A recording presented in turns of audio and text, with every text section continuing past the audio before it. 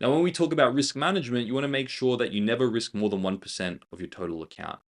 Your total account size never risk more than 1% on each individual trade. You don't ever want to take more than 2% of a loss on a day. This is to protect mostly your psychology and to ensure you don't overtrade and revenge trade. You want to make sure that the total risk exposure at any one point in time is never more than 2%. So you don't breach this rule here. Now, if you have two trades on and you get them to break even, you can then put another trade on as long as you don't violate this rule. But the most amount of trades you can have open at once is 3 trades. This is mostly to establish good habits for your leverage and exposure requirements, your margin requirements when you're managing private investment. Your max drawdown on any account, you never want to be losing more than 10% on any account. This is irrespective of funded accounts, personal accounts, private investment. You want to make sure you have a hard max drawdown on all your accounts of 10%. I'm going to show you a drawdown protocol in a second to ensure that you never breach this, but this is the max you ever want to lose on any account. And you want to focus, this is an industry standard that we look for at Tellus Capital, my prop firm. And if a trader can do this, we classify them as an exceptional trader. There's a max drawdown to return ratio of 10 to 25%. That means if a trader can hit 25% per annum, 25% total returns per annum without ever going below a max drawdown of 10%, negative 10%, they're an exceptional trader. So they stay with never hitting more than 10% in max drawdown, and they're consistently pooling 25% per annum, they're an exceptional trader.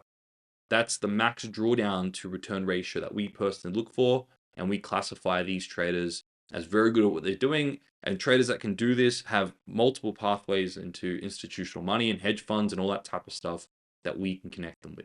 Now, I encourage every trader, irrespective of whether you're trading a prop firm, personal account, or private investment, to have some sort of a drawdown protocol. What this means is that the deeper you go into drawdown, this is the break-even point, the deeper you go into drawdown, you scale down your risk. I've seen more traders blow funded accounts and successfully pass funded challenges. Therefore, I am more risk averse and more, enticing of traders protecting their capital as opposed to doing what statistically makes sense. Because what I find is that traders, the deeper they go into drawdown, the more greedy and the more fearful they become, the more emotional they become.